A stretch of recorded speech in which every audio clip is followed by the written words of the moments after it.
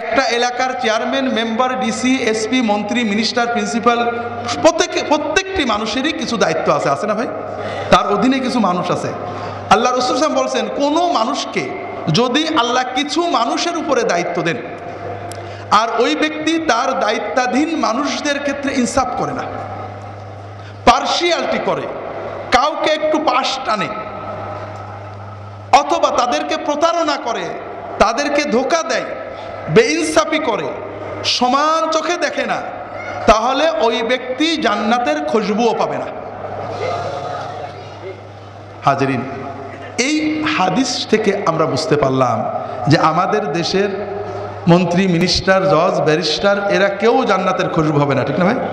হ্যাঁ, তবে আমরাও যে পাবো না এটা তো বোধহয় আমরা ধারণাও করছি না, ঠিক না? এটা আমাদের মনে আসছে না, আমি কনফার্ম। কারণ যার যে ব্যারাম থাকে সে মনে করে সবারই ওই ব্যারাম আছে, আমার এই ব্যারাম আছে। আমি যখন কোরআন অথবা হাদিসে পড়ি, লোভ করলে জাহান্নাম, হিংসা করলে জাহান্নাম, গীবত করলে জাহান্নাম, তখন আমার সঙ্গে সঙ্গে মনে হয় আমার অমুক প্রফেসর, ওর খুব লোভ, ও জাহান্নামে যাবে। অমুক পীর সাহেব, তার খুব হিংসা, সে জাহান্নামে যাবে। অমুক ওয়াইজ খুব গীবত করে, সে জাহান্নামে যাবে। আমি যে যাব আমার কিন্তু একবারও মনে হয় না। এটা ভালো না খারাপ? এত মানুষের ভিতরে আমাকে খারাপ বললেন আপনারা? আচ্ছা, অল্প খারাপ না বেশি খারাপ? এটা হলো ইমানের ক্যান্সার। এইটা যখন আসবে তখন আর কিছু দরকার হয় না। হাজরিন, হযরত ওসমান রাদিয়াল্লাহু তাআলা আনহু যখন কবর দেখতেন তিনি বেহাল হয়ে যেতেন, অস্থির হয়ে যেতেন, কাঁদতে থাকতেন। সাথীরা প্রশ্ন করে, ইয়া আমিরাল মুমিনিন, আপনি কবর দেখলে এমন করেন কেন? তিনি বলেন, আমি রাসূলুল্লাহ সাল্লাল্লাহু আলাইহি ওয়াসাল্লামকে বলতে শুনেছি, আল কবরু আউয়ালু মানজিলাতিন মিন মানাজিলিল আখিরাহ ফাহুয়া ইম্মা রাউদাতুম মিন রিয়াদিল জান্নাহ ওয়া ইম্মা হুফরাতুম মিন হুফারিন নার। ওসমান রাদিয়াল্লাহু তাআলা আনহু বলেন, কবর, রাসূলুল্লাহ সাল্লাল্লাহু আলাইহি ওয়াসাল্লাম বলেছেন, কবর হলো আখিরাতের প্রথম স্টেশন, প্রথম ঘাঁটি। এই কবর কারোর জন্য হবে জান্নাতের বাগান, কারোর জন্য হবে জাহান্নামের গর্ত। ওসমান বলেন, আমি ওসমান জানি না যে আমার কবরটা কি জাহান্নামের গর্ত হবে না জান্নাতের বাগান হবে, এই জন্য ভয়ে আমি কাঁদতে থাকি। হাজরিন, আমরা কি কবর দেখলে কাঁদি নাকি? আমি যেমন একজন পীর সাহেবের জামাই, হুজুর মানুষ, ইমাম মানুষ, মানুষ যখন মারা যায় আমাকে অনেক সময় জানাজায় নিয়ে যায়, কবর দেখি, ওয়াজ করি, কিন্তু আমার একবারও কান্না আসে না। কারণ আমি কবরে যাবো কেন? হুজুর মানুষ, কবরে আযাব হয় নাকি? কারণ ওসমান কাঁদতেন, নাউজুবিল্লাহ, কারণ ওসমানের গুনাহ বেশি ছিল, ঠিক না? না ভাই, হাজরিন, এইখানেই হলো মূল। ওসমান রাদিয়াল্লাহু তাআলা আনহু এবং সাহাবায়ে কেরাম যখন হাদিস শুনতেন, কোরআন পড়তেন, নিজের কবরের চিন্তা করতেন। আর আমরা কিসের চিন্তা করি? পরের চিন্তা করি। হাজরিন, লম্বা করা যাবে না, আপনাদের কাছে অনুরোধ হলো ভাইরা, যদি বাঁচতে চান, যদি বাঁচতে চান, যদি বাঁচতে চান, পরের চিন্তা করবেন না। ওই দল, ওই মত, ওই ব্যক্তি, ওই হুজুর, অমুক খারাপ, তমুক খারাপ, এই চিন্তা ব্রেনে আনবেন না। এগুলো আমরা করব, আমরা আপনাদের দিয়ে করাই আমাদের দল ভারী করার জন্য। আপনার চিন্তা হবে আপনার কবর। কথা কি বুঝতে পেরেছেন? খুব ভালো করে বুঝুন। আমার জীবনে আল্লাহ তাআলা অনেক নিয়ামত দিয়েছেন, অনেক। এই নিয়ামতের কোনো শুকরিয়া করতে পারিনি। এমনকি আল্লাহর যে ফরজ নামাজ, এটাও মন দিয়ে পড়তে পারি না। 4 রাকাত নামাজ পড়তে কম্পিউটার স্পিডে পড়ি, 4 মিনিটও লাগে না। এর ভিতরেও 4000 কথা মনে হয়। আল্লাহ যদি কিয়ামতের দিন বলেন যে তোমার এত নিয়ামত দিছিলাম, 5 মিনিট আমার দিক মন দিয়ে নামাজটা পড়তে পারলে না, আমি তোমার নামাজ কবুল করলাম না, তুমি দোজখে যাও, আমার কিছু বলার থাকবে? এমন কোন আমল কি আমাদের আছে যে বলতে পারবো আল্লাহ তুমি এটা নিতেই হবে? আমার দাড়ি, আমার টুপি, আমার নামাজ, আমার রোজা, আমার হজ, আমার যাকাত, আমরা কি কনফার্ম যে এটা আল্লাহ কবুল করবে? আমার না হলে আপনারা তো কনফার্ম নাকি? তো এই যদি আমাদের অবস্থা হয়, তাহলে কোন সাহসে আমরা অন্য মুসলমানের চিন্তা করি? ভাইরা, অন্য মুসলমানের চিন্তা করবেন না। যখন 5 জনে এক জায়গা হবে, নিজেদের কথা চিন্তা করবেন। পরের আলোচনা না, ভাই কি অবস্থা, আরে ভাই বলো না নামাজটা ঠিক করে পড়তাম, মন বসে না, দোয়া করো, ছেলে মেয়েগুলো ভালো করে পালন করতে পারছে না, দোয়া করো। নিজেদের ইমান আমল নিয়ে চিন্তা করবেন, পরের না। ভাইরা, আমরা পরের আলোচনা কেন করি? কারণ কবরে গেলে সর্বপ্রথম মুনকার নাকির আমাদের প্রশ্ন করবে যে তোর প্রতিবেশী জামাত ইসলামের দাড়ি ছোট ছিল কা, তোর পড়শি তবলিগের লোকজন কেন বাইরে গেছিল, তোর প্রতিবেশী অমুক পিসেব কেন খারাপ ছিল, ঠিক না? এই প্রশ্ন করবে। হাজরিন, নিজের কবরের চিন্তা করেন, নিজের হাসরের চিন্তা করেন। নিজে যেটুক করতে পেরেছি, যদি মনে করেন ভালো আমল করছি, তাহলে আল্লাহর কাছে দোয়া করেন। যদি দেখেন গুনাহ হয়ে গেছে, আল্লাহর কাছে দোয়া করেন, আল্লাহ আমার সামান্য আমল কবুল করো, গুনাহগুলো মাফ করো। আর তোমার নবীর উম্মত যত আছে, অমুক ভাই তমুক ভাই তমুক ভাই ভুলের ভিতরে আছে, আল্লাহ তাদেরকে হেদায়েত করে ভালো পথ দাও, তাদেরকেও মাফ করো। এইভাবে দোয়া করলে আমাদের লস আছে ভাই? লাভ আছে, অনেক লাভ আছে ভাই। তবে আমরা তো জানি আল্লাহর জান্নাতে জায়গা তো কম, ঠিক না? যদি ফুরফুরার মুরিদরা সব ঢুকে যায়, তাহলে তো আর তবলিগেরা চান্স পাবে না, ঠিক না? যদি জামাত ইসলামরা জান্নাতে যায়, চরমনে আলেতে তো জায়গা হবে না, কম পড়ে যাবে, ঠিক না? হাজরিন, আল্লাহর জান্নাত অনেক বড়। ওয়াসারিউ ইলা মাগফিরাতিম মির রাব্বিকুম ওয়া জান্নাতিন আরদুহাস সামাওয়াতু ওয়াল আরদু উইদ্দাত লিল মুত্তাকিন। তোমরা দৌড়াও, দৌড়াতে থাকো, দ্রুত এগো সেই জান্নাতের প্রতি, যে জান্নাত আসমান জমিনের চেয়েও বড়, যে জান্নাতকে আল্লাহ তাআলা মুত্তাকিদের জন্য বানিয়ে রেখেছেন। কোন মুত্তাকি? সুন্দর পাগড়ি, সুন্দর জুব্বা, দস্তরখান, কোনোদিন লাল দস্তরখান ছাড়া খাই না, এগুলো মুস্তাহাব্বাত, করলে ভালো, না করলে দোষ না। আল্লাহ জান্নাত বানিয়েছেন কোন মুত্তাকির জন্য? الذين ينفقون في السراء والضراء والكاظمين الغيظ والعافين عن الناس والله يحب المحسنين। যারা সচ্ছল হোক আর অসচ্ছল হোক, দরিদ্র হোক আর ধনী হোক, সকল অবস্থায় আল্লাহর পথে ব্যয় করে। আল্লাহর পথে ব্যয় করে মানে পীর সাহেবের হাদিয়া দেয়, ঠিক না? না, আল্লাহর পথে ব্যয়ের ভিতরে আলেমুল আমাদের হাদিয়া দেয় খারাপ না, এটাও একটা নফল ব্যয়। যদি আল্লাহর জন্য দেন, যদি মনে করেন লোকটা আল্লাহর একজন ভালো বান্দা, তাকে হাদিয়া দিলে আল্লাহ যদি দেখে যে আমি আল্লাহর জন্য মহব্বত করছি, আল্লাহ খুশি হবে, এই জন্য দিলে নফল ইবাদত। আর যদি মনে করেন হুজুরের দিলে হুজুর খুশি হলে আমার বিপদ কেটে দেবে, তাহলে কি হবে? সর্বনাশ। আল্লাহর পথে ব্যয়ের সবচেয়ে বড় হলো পিতাকে দেবেন, মাতাকে দেবেন, আত্মীয়কে দেবেন, স্বজনকে দেবেন, গরিবকে দেবেন, এতিমকে দেবেন, আশেপাশে যত মানুষ আছে মানুষকে দেবেন। কথা বুঝতে পারেননি? এটা হলো আল্লাহর পথে ব্যয়। গরিব হোক ধনী হোক, সব অবস্থায়। একটু পরে ব্যাখ্যা করার চেষ্টা করব। এটা গেল একটা। আল্লাহ জান্নাত বানিয়েছেন কোন মুত্তাকিদের জন্য? এক নম্বর, তারা সর্ব অবস্থায় আল্লাহর পথে ব্যয় করে। ওয়াল কাযিমিন আল গায়দা, এর মানে বললে আপনারা কষ্ট পাবেন, বলবো, যারা নিজেদের ক্রোধ দমন করে। বাঙালির জন্য এর চেয়ে কঠিন আর নেই। আল্লাহ রাসূল সাল্লাল্লাহু আলাইহি ওয়াসাল্লাম বলছেন, মান কাযামা গায়দান ওয়া হুয়া ইস্তাতিউ আন ইউনাফিযাহু মালা আল্লাহু কলবাহু আমনান। যদি কেউ রাগ হয়েছে এমন মানুষের উপরে যার উপরে রাগ ঝাড়া যায়, এমপি, ডিসি, এসপি অন্যায় করেছে, খুব রাগ হয়েছে, কিছু করা যায় নাকি? মাফ করে দেন, ওই মাফের এত বেশি দাম নেই। যার উপরে রাগ ঝাড়া যায়, নিজের স্ত্রী, নিজের ছেলে, নিজের মেয়ে, কাজের মানুষ, ড্রাইভার, চাকরি করে, গরিব মানুষ, আপনার সে পাওয়ার কম, গ্রামের গরিব মানুষের ছেলে দোকানদার, আপনি পাওয়ারফুল, এমন কথা বলেছে, এমন কাজ করেছে, গ্লাস ভেঙে দিয়েছে, টাকা নষ্ট করেছে, বাজে কথা বলেছে, প্রচন্ড রাগ হয়েছে। আপনি ইচ্ছা করলে চড় বা গালি দিতে পারতেন, শাস্তি দিতে পারেন, দুদিন জেলেও দিয়ে দিতে পারতেন, কিন্তু আপনি মাফ করে দিলেন। আপনি চিন্তা করলেন, আমার রবের কত অন্যায় করি, সারাদিন অন্যায় করি, আমার রব আমার বাতাসটা বন্ধ করে দেয়নি, আমার চোখটা কানা করে দেয়নি, আমার নিয়ামত খুলে রেখেছে, আমার রবের একটা বান্দা, আমি তাকে মাফ করে দিলাম। আল্লাহ রাসূল সাল্লাল্লাহু আলাইহি ওয়াসাল্লাম বলছেন, যদি কেউ ক্রোধ এক্সিকিউট করার ক্ষমতা থাকা সত্ত্বেও ক্ষমা করে দেয়, ক্রোধ সম্বরণ করে, আল্লাহ এত খুশি হন যে কিয়ামতের কঠিন দিনে ওই ব্যক্তির অন্তরটাকে শান্তি দিয়ে, নূর দিয়ে ভরে দেবেন। ওয়াল আফিনা আনিন নাস, আল্লাহ বলছেন জান্নাত বানিয়েছি ওই মানুষদের জন্য, ওই মুত্তাকিদের জন্য যারা মানুষদের ক্ষমা করে। তাহলে জান্নাতে যাওয়ার মুত্তাকি হতে গেলেও যে তিনটে গুণ আল্লাহ বললেন, এই তিনটেই কিন্তু মানুষের সাথে সংশ্লিষ্ট, ঠিক না?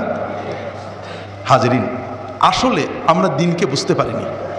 দিনের কিছু মৌলিক ইবাদত আছে, নামাজ পড়া, রোজা রাখা, হজ করা, যাকাত দেওয়া, সতর ডাকা ইত্যাদি তো করতেই হবে। এগুলো কেন করব?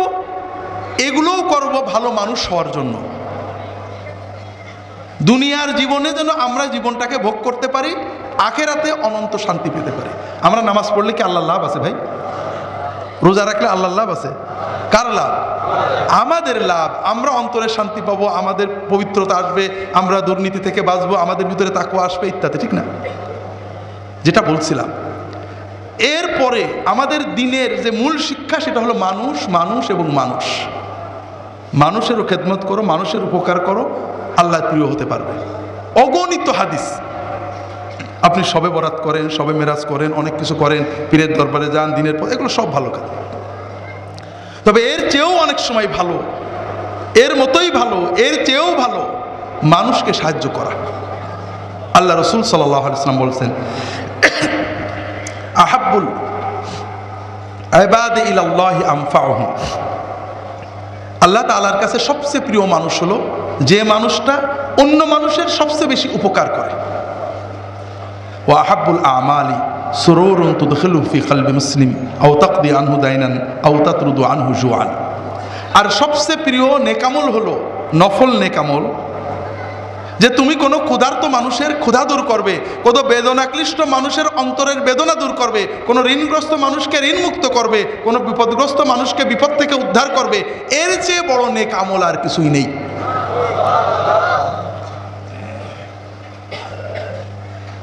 ওয়ালা আন আমশি মা আখি ফি হাজাতিল্লাহু আহাব্বু ইলাইয়া মিন আন আতাকাফা ফিল মাসজিদি শাহরা। হাদিসটা আব্দুল্লাহ ইবনে ওমর থেকে বর্ণিত, তাবারানী রিওয়ায়াত করেছেন, ইমাম সুয়ুতি সহিহ বলেছেন, শেখ নাসিরউদ্দিন আলবানী হাসান বলেছেন। আল্লাহ রাসূল সাল্লাল্লাহু আলাইহি ওয়াসাল্লাম বলছেন, আমার কোনো ভাইয়ের সাথে তাকে সাহায্য করতে একটু হেঁটে যাওয়া মদিনার মসজিদে 1 মাস ইতিকাফ করার চেয়েও উত্তম। ওমান মাশা মা আখিহি ফি হাজাতিল্লাহু হাত্তা ইসবিতাহা লাহু সাব্বাতাল্লাহু কদামাহু ইয়াওমা তাজিল্লুল আকদাম। যদি কেউ কোনো মানুষের সাথে হেঁটে যায়, একটু তার কাজটা করে দেয়, হাজতটা মিটিয়ে দেয়, কেমন? হাদিস শরীফে আসছে কিছু উদাহরণ। একজন লোক টাকা পাবে একজনের কাছে, দিচ্ছে না। আপনি এলাকার প্রভাবশালী মানুষ, রাজনৈতিক নেতা, সামাজিক ব্যক্তিত্ব, সাথে যে বললেন ভাই ও টাকাটা পাবে, দিচ্ছেন না কেন, দিয়ে দেন। লোকটা যখন জানলো আপনি জেনে গেছেন, দিয়ে দিল। একজন টাকা পাবে, খুব চাপ দিচ্ছে, গরিব মানুষ দিতে পারছে না, আপনি যে 2 মাস সময় নিয়ে দিলেন। হাসপাতালে ডাক্তাররা ভর্তি করছিল না, ক্লিনিকে যাইতে বলছিল, আপনি ভর্তি করে দিলেন। পুলিশে ধরে নিয়ে গেছে, ঘুষ ছাড়া ছাড়ে না, নির্দোষ মানুষ আপনি জানেন অন্যায় করে ধরে নিয়ে গেছে, আপনি বলে তাকে বের করে দিলেন। এতিম, বিধবা, যে কোনোভাবে একটা মানুষের সাথে যে তার প্রয়োজন মিটিয়ে দেওয়া। আল্লাহ রাসূল সাল্লাল্লাহু আলাইহি ওয়াসাল্লাম বলছেন, যদি কেউ এটা করে তাহলে কিয়ামতের দিন, যেদিন সবার পা পিছলে পুলসিরাত থেকে জাহান্নামে চলে যাবে, ওই দিন ওই ব্যক্তির পা আল্লাহ পিছলাতে দেবেন না। হাজরিন, এই জন্য আমাদের তাকওয়া খুব ভালো করে বুঝুন। আপনি নামাজ পড়েছেন, রোজা রেখেছেন, যাকাত দিয়েছেন, দান খয়রাত করেছেন, তাহাজ্জুদ পড়েছেন, খুব ভালো কাজ। কিন্তু এই ভালো কাজগুলো সত্যিকারের তাকওয়া অর্জন করেছেন কিনা, আপনি আসলে ভালো কাজগুলো সত্যিকারের ভালো হয়েছে কিনা, আপনার জীবনে এসেছে কিনা, এটা প্রমাণ করতে একটু তাকান। আপনি মানুষের সাথে কি আচরণ করেন? আপনি যদি মানুষের সাথে ভালো আচরণ করেন, মানুষের হকগুলো আদায় করেন, মানুষের কর্তব্য পালন করেন, তাহলে বুঝতে হবে যে না, আসলে আপনার নামাজ, রোজা, হজ, যাকাত, তাহাজ্জুদ আপনার কাজে লেগেছে। আর যদি এত কিছুর পরেও আপনার ছেলের সাথে সারাদিন ঝগড়া, মেয়ের সাথে খারাপ ব্যবহার, স্ত্রীর হক আদায় করেননি, স্বামীর সাথে ঝগড়া করেছেন, আপনি মা বাবার হক আদায় করেননি, আপনি প্রতিবেশীদের সাথে ঝগড়া করেন, মারামারি গোলমাল করেন, আপনি ভালো করে বুঝে নিন আপনার এই ভালো কাজগুলো ভালো পর্যায়ে যায়নি। একটা হাদিস এসেছে, রাসূলুল্লাহ সাল্লাল্লাহু আলাইহি ওয়াসাল্লামের কাছে 2 জন মেয়ের কথা বলা হলো। একটা মেয়ে ফরজ ইবাদত করে, নফল করে, তাহাজ্জুদ করে, দান খয়রাত করে, কিন্তু তাদের পরিবারের আত্মীয় স্বজন, পাড়া প্রতিবেশীর সাথে খুব ঝগড়াঝাটি, খারাপ আচরণ করে। নফল ফরজ ইবাদত করে, তাহাজ্জুদ পড়ে, জিকির করে, দান খয়রাত করে, সব করে, কিন্তু মানুষের সাথে ঝগড়াঝাটি করে, খারাপ আচরণ করে। আর একটা মেয়ে, মহিলা, তিনি ফরজটা পড়েন, নফল ইবাদত তেমন কিছু করে না, দান খয়রাত করে না, কিন্তু মানুষের সাথে খুব ভালো আচরণ করে, পাড়া প্রতিবেশী আত্মীয় স্বজনের সাথে ভালো আচরণ করে, ব্যবহারটা সুন্দর। রাসূলুল্লাহ সাল্লাল্লাহু আলাইহি ওয়াসাল্লাম প্রথমের কথা বললেন ও জাহান্নামে যাবে, আর দ্বিতীয় মহিলার কথা বললেন ও জান্নাতে যাবে। সুনানে আবু দাউদ অন্যান্য কিতাবের সহিহ হাদিস। মা ইউদাউ ফি মিজানিল আবদ ইয়াউমুল কিয়ামাহ আথকালা মিন হুসনিল খুলুক ওয়া ইন্না সাহিবা হুসনিল খুলুকি লা ইউদরিকু বিহি দারাজাতাস সাইমি ওয়াল কায়েম। কিয়ামতের দিন বান্দার আমলনামায় যত আমল লেখা হবে এর ভিতরে সবচেয়ে ভারী হবে বান্দার সুন্দর আচরণ, অমায়িক ব্যবহার। যার ব্যবহার সুন্দর, মানুষকে কষ্ট দেয় না, মানুষের কষ্ট সহ্য করে, ওই ব্যক্তি শুধু সুন্দর আচরণের কারণে, অমায়িক ব্যবহারের কারণে সারা রাত তাহাজ্জুদ পড়া এবং সারাদিন নফল রোজা রাখার মতো সওয়াব পেয়ে যাবে। কাজেই ভাইরা, মানুষ মানুষ এবং মানুষ। আমার আফসোস লাগে ভাইরা, সেদিন এক ভাই বলছেন যে ইসলামী ব্যাংক সব দিনদার মানুষেরা স্টাফ, সেখানে গেলেও আমাদের সাথে খারাপ আচরণ করে। অন্যদের মাদ্রাসা হুজুররা, আলেম উলামা পীর মাশায়েখরা নাকি জালালি মেজাজ, খারাপ আচরণ করে। অথচ ইহুদি খ্রিস্টানরা, ফাসেকরা কমার্শিয়ালি হলেও অন্তত ভালো আচরণ করে। এটা কেমন কথা ভাইরা? যাই হোক, যেটা বলছিলাম অন্যদিকে চলে গেছি। একটা কথা বাদ পড়ে গেছে, এই যে যাদের জন্য আল্লাহ জান্নাত বানিয়েছেন তাদের দ্বিতীয় আয়াতে একটা মজার কথা বলেছেন, ওয়াল্লাযীনা ইযা ফাআলু ফাহিশাতান আও যালামু আনফুসাহুম যাকারুল্লাহ ফাস্তাগফিরু লিযুনুবিহিম ওয়া মান ইয়াগফিরু যুনুবা ইল্লাল্লাহ ওয়া লাম ইউসিররু আলা মা ফাআলু ওয়া হুম ইয়ালামুন। আল্লাহ জান্নাত বানিয়েছেন কাদের জন্য? মুত্তাকিদের জন্য। মুত্তাকিরা কারা? যারা সবসময় আল্লাহর পথে ব্যয় করে, টাকা কম থাক বেশি থাক, ক্রোধ সম্বরণ করে, মানুষদের ক্ষমা করে। এরপরে এমন কথা বললেন যে কথার খোলাসা অর্থ হলো যারা গুনার কাজ করে। আমরা মনে করি ওলি আল্লাহ মানে কোনো ভুল করা তো দূরের কথা, গুনাও করে না। না, গুনাহ মানুষের হতে পারে, গুনাহ না করা কোনো মানুষের বৈশিষ্ট্য না। আল্লাহ বলছেন কি, ওয়াল্লাযীনা ইযা ফাআলু ফাহিশাতান আও যালামু আনফুসাহুম। আল্লাহ জান্নাত বানিয়েছে যা তাদের জন্য যারা হঠাৎ করে কোনো গুনার কাজ যদি করে ফেলে, কোনো অন্যায় করে ফেলে, যাকারুল্লাহ, আল্লাহর কথা মনে করে ফেলে, ফাস্তাগফিরু লিযুনুবিহিম, তাড়াতাড়ি আল্লাহর কাছে গুনার জন্য ক্ষমা চায়। আর আল্লাহ ছাড়া কে ক্ষমা করবে? ওয়া লাম ইউসিররু আলা মা ফাআলু, তারা ওই গুনাহটা কন্টিনিউ করে না, আজ করলাম কাল করলাম পরশু করলাম এরকম করে না, তাড়াতাড়ি তওবা করে। যারা গুনাহ করলে তাড়াতাড়ি তওবা করে, গুনার উপরে ইসরার করে না, গুনাহকে কন্টিনিউ করে না, তাদের জন্য আল্লাহ জান্নাত বানিয়ে রেখেছেন। আল্লাহ অন্য আয়াতে বলেছেন, ইন্নামাত তাওবাতু আলাল্লাহি লিল্লাযীনা ইয়া'মালুনা সুআ বিজাহালাতিন সুম্মা ইয়াতুবুনা মিন কারীব। আল্লাহর উপরে দায়িত্ব হলো ওই সব লোকের তওবা কবুল করা যারা হঠাৎ করে আবেগে, না জেনে, ভুল করে, অস্থিরতায় গুনাহ করে ফেলেছে, তাড়াতাড়ি তওবা করে। কি করে? তওবা মানে আল্লাহ আর কোনোদিন করবো না, আল্লাহ অন্যায় হয়ে গেছে। তওবা মানে তিনটে, আর করবো না, অনুতপ্ত হওয়া, আল্লাহর কাছে ক্ষমা চাওয়া। ওদের তওবা আল্লাহ কবুল করবে। ওয়ালাইসাতে তাওবাতু লিল্লাযীনা ইয়া'মালুনাস সাইয়্যাত হাত্তা ইযা হাদারা আহাদাহুমুল মাউত ক্বালা ইন্নী তুবতুল আন ওয়ালাল্লাযীনা ইয়ামুতুনা হুম কুফার। আর যারা পাপ কাজ করতেই থাকে, ঠিক আছে আর একটু সময় যাক, দেরি হোক, বয়স হোক, এইভাবে পাপ করেই যায়, যখন মউত আসে বলে যে আল্লাহ আমি তওবা করছি, ওদের তওবা আল্লাহ নেবেন না। আপনারা বলবেন যে হুজুররা তো বলে বা হাদিসেও আসে মৃত্যু জাকানদানি শুরু হওয়ার আগ পর্যন্ত কবুল হয়। হ্যাঁ, যে সবসময় তওবা করেছে, মরার আগে কিছু হয়েছে, মরার আগ পর্যন্ত আল্লাহ কবুল করবে। আর আমরা যারা বাংলাদেশের মানুষ গুনাহ করে করে জমায় রাখি যে মরার আগে তওবা করব, ওদের ব্যাপারে আল্লাহ বলছেন না, এদের তওবা হচ্ছে না। কাজেই আল্লাহর রস্তে বলি, গুনাহ জমায় রেখেন না ভাইরা, প্রতিদিন তওবা করবেন, দ্রুত তওবা করবেন, নিয়ত করবেন আল্লাহ আর আমি করবো না, চেষ্টা করবেন, আবার যদি কোনো হয়ে যায় আবার তওবা করবেন, গুনাহ জমিয়ে রাখবেন না। আল্লাহ তৌফিক দান করুন, আমিন। যেটা বলছিলাম ভাইরা, তাহলে আমরা যেহেতু পরের গুনার কথা চিন্তা করি, এই জন্য আমরা ক্ষতিগ্রস্ত হচ্ছি, ঠিক না ভাই? আল্লাহ তাআলা আমাদেরকে সহি সমাজ দান করুন, আমিন। যেটা বলছিলাম ভাইরা, মন্ত্রী, মিনিস্টার, জজ, ব্যারিস্টার কি আমাদের ওয়াজ শুনতে আসে নাকি? যে তারা দোজকে গেল কি বেহেশতে গেলেও চিন্তা করে আমাদের কোনো লাভ আছে? আমরা কোথায় গেলাম দেখেন, আমাদেরও তো দায়িত্ব আছে, আমাদের দায়িত্ব আছে না? কিছু না থাক, পরিবার তো আছে, স্ত্রীর প্রতি দায়িত্ব, ছেলে মেয়ের প্রতি দায়িত্ব, এগুলো আমাদের ফরজ দায়িত্ব ভাইরা, এগুলোর দিকে খেয়াল রাখতে হবে। ছেলে মেয়েদের সমান চোখে দেখা, সমান হাদিয়ে দেওয়া। আমরা বেঁচে থাকতে মেয়েদেরকে কম দিয়ে অবহেলা করি, মরার আগে সম্পত্তি মেয়েদের না দিয়ে ছেলেদের লিখে দিই, আছে নাকি বাংলাদেশে? হাজরিন, আজীবন তো গুনাহ করেছেন, মরার আগে আল্লাহর আইন অপছন্দ করে, আল্লাহর আইন ক্যান্সেল করে শয়তানের আইনে সই করে গেলেন। ঈমান নিয়ে গেলেন না রেখে গেলেন? ঈমান থাকলো না। আপনার সম্পত্তি আপনার মৃত্যুর পরে ছেলেই পাক আর মেয়েই পাক, আপনার কোনো লাভ লস আছে? বরং মেয়ে পেলে লাভ আছে। ছেলে পাইলে বেটার বউ, যদি ছেলে বলে যে বাপ তো বোনের ফাঁকি দিয়ে 2 বিঘা জমি বেশি দিয়ে গেছে, 10 কাঠা মসজিদে দান করি, বেটার বউ কি বলবে? বলে তাড়াতাড়ি দাও, বলবে নাকি? হ্যাঁ, বলবে। আর যে মেয়েকে বঞ্চিত করেছেন, ওই মেয়ে হয়তো ওর স্বামীর টাকা থেকে ফকিরে 2 প্লেট খাবার দেবে আপনার নামে। কাজেই খুব সাবধান, খুব সাবধান। এর বিপরীতে একটা জিনিস আছে, এটা লম্বা বলা যাবে না। আজকাল আবার নারীবাদীরা বলছেন যে ছেলে মেয়েকে সমান দিতে হবে, আছে না নেই হাজরিন? হ্যাঁ, ইসলামে টোটাল ব্যবস্থাকে যদি ভেঙে দেন সেটা অন্য কথা। ইউরোপে, আমেরিকাতে